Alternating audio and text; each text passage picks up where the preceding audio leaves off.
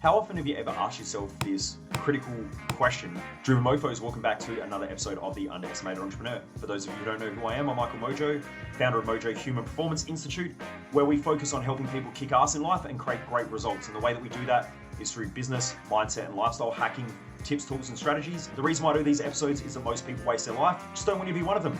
So let's talk about this critical question. So the Spice Girls said it the best, and I'm going to start off with a Spice Girls quote. Now, anyone who's going to judge me for that, I'm cool with that. But anyway, the Spice Girls said, tell me what you want, what you really, really want. Now, for most people in life, they don't really know what they want, and they don't really know what they're aiming for in life. Like when you speak to most people, you go, what do you want? And they go, I want to be successful, or I want to be happy, or, I just want to be comfortable. And you go, okay, cool. What does that look like? And let's say it's success, for instance, and they go, well, it's like, I just have enough money to be comfortable and I'm like achieving the things that I want. And you go, okay, cool. So you want to have enough money. Let's talk about success and money. So how does money make you successful? And you go, well, then I can do whatever I want, whatever I want, however I want. Okay, let's dig a little bit deeper. So why do you want that? And they go, well, so that I guess I can be free. And I go, excellent. So you want to be able to do whatever you want, whenever you want, however you want, and that will mean that you're successful.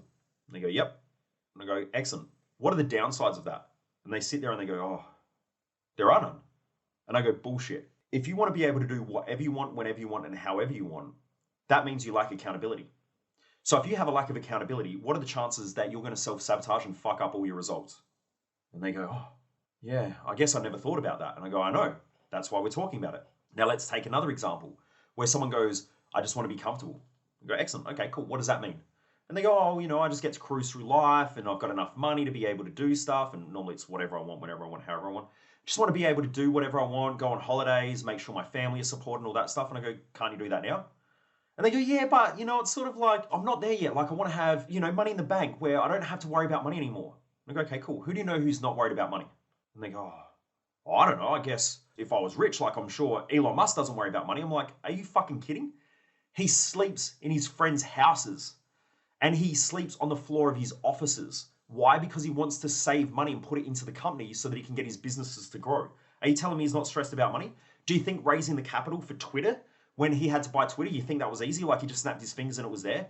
Or do you think he had massive problems in order to try and raise that capital and the amount of stress and pressure that he had to try and raise that much money? People would invest in him, people criticizing him, the media attacking him. Like, do you think he just woke up and just went, yeah, I just need, I don't know what it was, $40 billion or whatever. And everyone just went, here, Elon, here's a bunch of money. Like, no way. Investors want their money back. They want to know how they're going to make that money back. From my understanding, Twitter's not profitable or wasn't profitable. So he has to now make it profitable to pay back the investors or the investment bankers and all that sort of stuff. So he has a huge amount of stress and pressure. When Tesla's not viable or when Tesla has down months, he sleeps in the office. So you're telling me he doesn't have stress? I'm like, try again. And then what they realize is that they have a whole bunch of these fantasies and delusions around not having money stress. Now, if you've been listening to this podcast for a while, you know that stress creates growth. So if stress creates growth and you're not stressed about money, what does that mean? That means your money ain't fucking growing. So if your money's not growing, what does that mean? It means it's going backwards and it's contracting. How long can money and wealth contract before you lose your shit? So the truth is that you need to get comfortable with having money pressure. I always have money stress every day. And it's a good stress. I love the stress because I go to the gym in order to have physical stress. Like I want to go to the gym and I want to have some sort of muscle soreness afterwards. Like I want to wake up the next day and go, oh, I had a good workout yesterday. To me, that's like the ultimate training session. That's like, I did well. So if I wake up and I go, cool, money's easy. What does that mean? That means I'm about to make a stupid fucking decision with money, which is why most people make stupid decisions with money when they get a little bit more of it. They get a pay rise. They go out and they blow it on something dumb. Or they go and get a new car, which then means that now they're still stuck in the same feelings and the same emotions and the same stresses that they had before. If your money's not tight and you're not consistently making your money and your wealth tight, and I talk a lot about this in our Thrive Time event. I also talk about it sometimes when I do special events for our Mojo Insiders or our internal community and those who have done Thrive Time. They get access to it. But when I do wealth events that they get access to, I talk a lot about this stuff. You have to get comfortable with financial pressure because if you don't, you'll never grow your money. And if your goal is to grow your finances and not contract it, because either things grow or things die, nothing stays the same. Things expand or things contract, nothing stays the same. So if your wealth isn't expanding and your wealth's not growing, you know that it's contracting and dying. So when most people talk about this idea of, I just want to be comfortable. What they're saying is, I just want shit around me to die and contract. That's really what they're saying. And they don't even realize it because they don't understand the rules or the laws of the game of life or the universe. Now, these are laws that can't be broken. Like, have a look at any field of science, any intelligent field of science. Every one of them will say everything in the universe expands or contracts, nothing stays the same. Now, if you have a look at the laws of nature, things grow or things die, nothing stagnates or stays the same. If water stagnates, algae grows in it, so something else grows over the top of it and it utilizes that thing and it'll grow over it. So if you want to have shit growing over you and you want to have stuff contracting and dying around you, then look for this idea of comfort. Then I'll normally ask another question. I'll say things like, okay, so let's take this idea of comfort, which I think is a stupid fucking idea and a very bad metric for life. So now let's talk about it. So now let's say you had $10 million. What would you do with it? Okay, and they go, well, I don't know, I'd probably go on a holiday. And I go, excellent, so that's going to make you more money or it's going to lose you money? Oh, I guess it's going to lose me money. Excellent. You're going to work harder or you're going to work less? Oh, no, I'd probably work less. Excellent. So now there's more contraction. What else are you going to do? Oh, I'm going to go out and buy a bigger house. Okay, excellent. So now what's happened to your money? Can you just see that everything just leads to a massive contraction? This is exactly why cross lotto winners, in most cases, almost always end up worse than what they did before they started. Why? Because you take a bad habit and you amplify it and it just makes everything worse. So you take shitty money habits and poor financial patterns of behavior and you give them more money, they fucking blow it all. This is why kids of wealthy parents normally blow all the cash. Why? Because they've never had to do shit. Now, this is normally the third generation curse, which is well known in wealth circles. There's something called a third generation curse. The first generation is normally they work extremely hard for their money. So they appreciate it, they understand it, and they've had to learn a lot. Then you get the second generation, in most cases, normally has the pressure on them and the expectation to take over the wealth. The original parent will put a lot of pressure on that parent, but that parent normally gives up things that are important to them to take over from their parent. The grandfather or the grandmother will normally be the one who works their ass off. The father will then normally take over from the grandfather and they'll have a lot of pressure and a lot of high expectations. Don't lose my fucking money. Make sure you grow it. And the grandfather will be keeping the son accountable or the daughter accountable. Then by the time it gets to the third generation has the parent who goes, I don't want you to miss out on what I missed out on in life. I don't want you to have all the pressure that I had in my life. I want you to go and do what you enjoy. And so they tend to take all the pressure off the third generation and there's a lack of accountability. There's a lack of responsibility for the wealth there. The father now gives everything to the child and makes sure that they're looked after so that they can go do whatever they want. But then there's not the pressure, there's not the accountability, there's not the learning and the teaching and all that sort of stuff. And the father is, or the mother is normally a lot softer on the third generation than what the grandfather or the grandmother was. So by the third generation, they grow up without the pressure, without the stress, and without the accountability. And so then they end up just living a lifestyle where they can go do whatever they want and they know that mum or dad's going to bail them out. And so then eventually, if mum and dad die, they inherit that money and then they just blow it all. So it's called the third generation curse, and it's very well known in wealth circles. So without accountability, without stress, and without pressure, most people fuck up their lives. And you'll see this in Hollywood where parent makes it, they give everything to the child ends up an absolute drug addict, no accountability, goes and crashes supercars and does all this dumb shit because they've never grown up with rules, boundaries, accountabilities, all that sort of stuff. And it happens quite a lot in Hollywood for whatever reason. So it's quite common, but it doesn't have to be. So when I explain this to someone, they're like, oh shit, I've never realized that. And so I'll ask people at my events, I'll say to them, so let's go to a time when you're really, really comfortable. How long can you be comfortable before you start becoming uncomfortable in your own mind, in your head? Now, most driven people who know that they're capable of so much more will go, actually shit, it's not long. So if I sit on the couch, let's say I've had a really busy week, I can sit on the couch for probably about half a day or whatever and I can just chill out and I feel okay.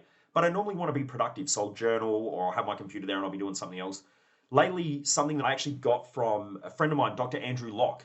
So he's probably one of the world's best well-known physiotherapists, especially in relation to pain and stuff. Andrew Locke gave me a brilliant idea. He said, if you want to learn anatomy and physiology, one of the things that he does is he buys an anatomy and a physiology coloring in book and he sits there and he colors in at nighttime. Because what it does is it teaches you all the body parts and it teaches you so I've got the neuroscience coloring in book. And so it talks about all the neurons and the dendrites and how they all work and everything like that. And so you just sit there and color in and you learn all the parts of the body of the brain or whatever. That's part of the way that I relax if I want to relax. So I still feel productive, but I'm actually relaxing mentally and I'm not, so engaged in a productive outcome. But for most people, if they're not being productive, their brain will kick in. And so they'll start creating internal stress instead of having external stress.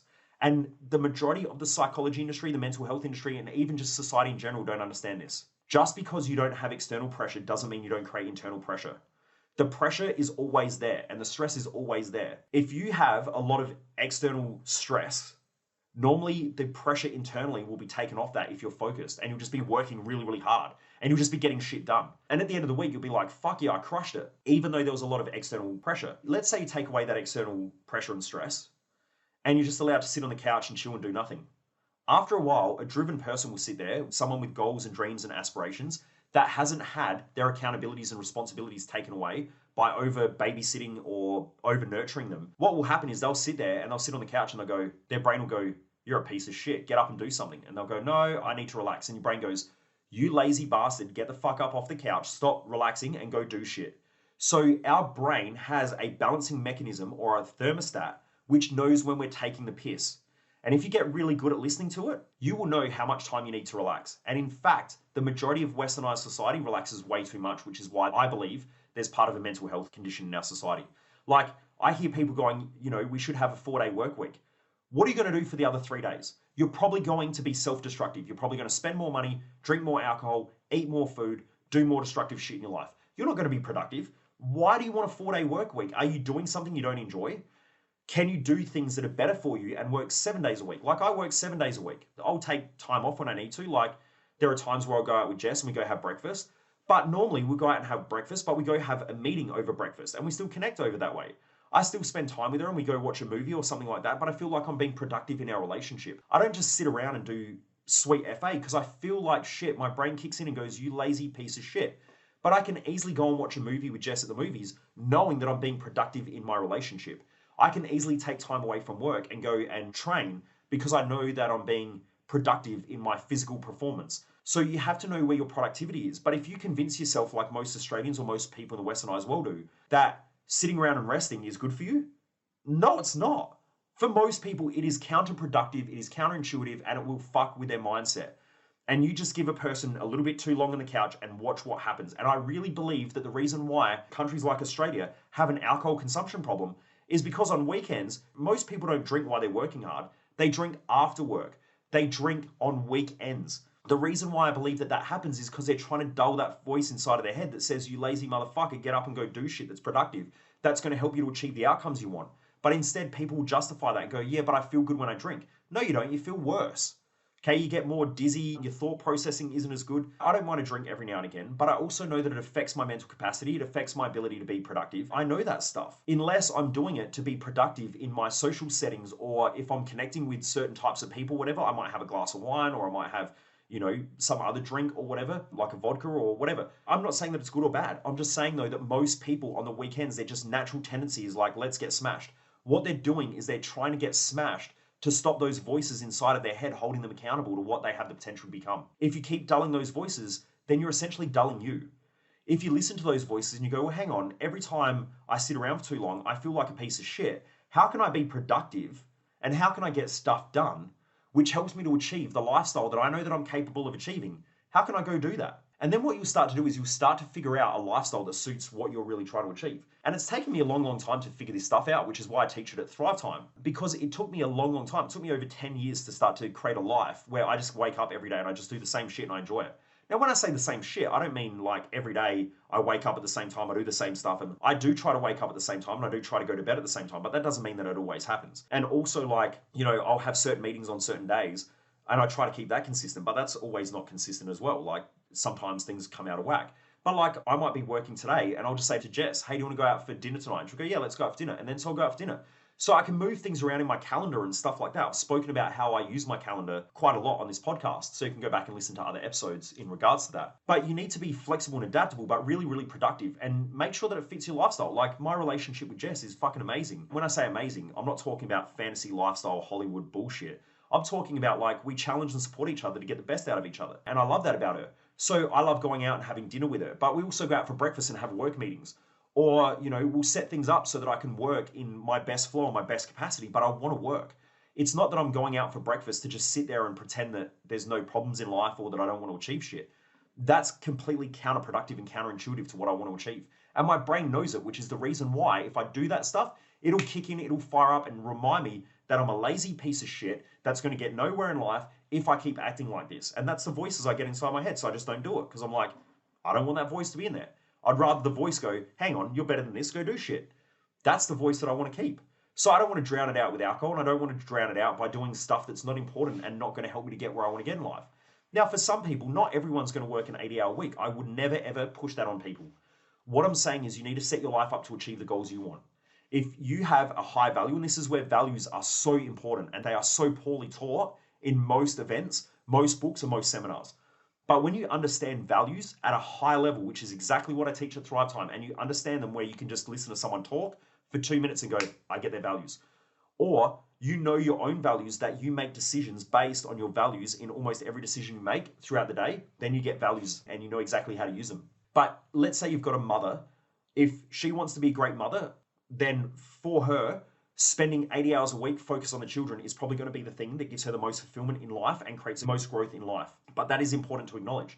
Now, being a great mum doesn't mean sitting on the couch with the kids, eating a whole bunch of shitty food, watching television, trying to distract yourself. That's not good parenting. And most good mums know that. So a good mother will then acknowledge that thing in her brain going, this isn't good. This isn't good for the kids. This isn't really what's helping them to grow and helping them to achieve. So if she acknowledges those internal voices, she can then get better and go, well, how can I do things with the kids that are better for them, that are better for me, that make me feel like I'm being a good mum? And how do I set my life up that way? So it might be taking the kids out for breakfast. It might be taking them for a walk. It might be going and doing stuff with them. It might be educating them in a different way. It might be teaching them things that they need to learn. There's so many things that that person could do that then makes everybody productive and achieves great results. My point of this whole episode is, though, that you really, really need to know why you want what you want and why it's important to you. So remember the Spice Girls analogy? Tell me what you want, what you really, really want. Most people don't know what they fucking want, which is why they don't get it.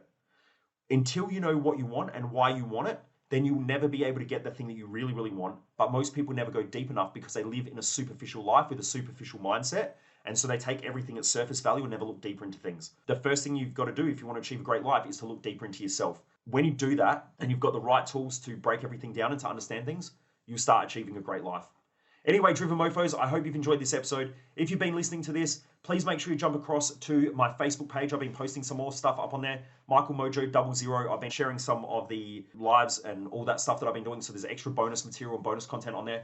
Jump across to the Facebook page, Michael Mojo 00 on Facebook. Make sure you hit the right page. There's some scammers and some hackers and stuff like that out there who have created false pages. Just make sure it is the Michael Mojo 00 page. You'll know because it says underneath my name that it says entrepreneur. If they've created a different page, it'll say something else. I saw one the other day that said like home shopping or something like that. So yeah, just check you've got the right page. If I send you shit about crypto, you know that it's not really me because I don't spruik crypto or any investment schemes or anything like that. I don't do any of that. So if anyone's hitting you up about that stuff, make sure you report them first and then block them so that you don't keep getting them. Because yeah, they're doing a lot of that stuff with a lot of people out there at the moment. It just seems to be a thing that they're doing. Just be careful of that. So jump across there. Also my YouTube channel, I've been posting heaps more stuff and some like behind the scenes stuff. I've been posting some trainings. All of that is going up on my YouTube channel. So jump across Michael Mojo 00 on YouTube or just type in Michael Mojo on the search bar. It'll pop up. Make sure you subscribe so that you get a lot of the most updated teachings, trainings, tools, and all that stuff as well. Anyway, Driven Mofos, have a great day. Thanks for being part of the community. Keep kicking ass and keep driving hard. I believe in you, even if you don't. Keep fucking pushing it. Get out there and go hard. Most people waste their life, and I just don't want you to be one of them.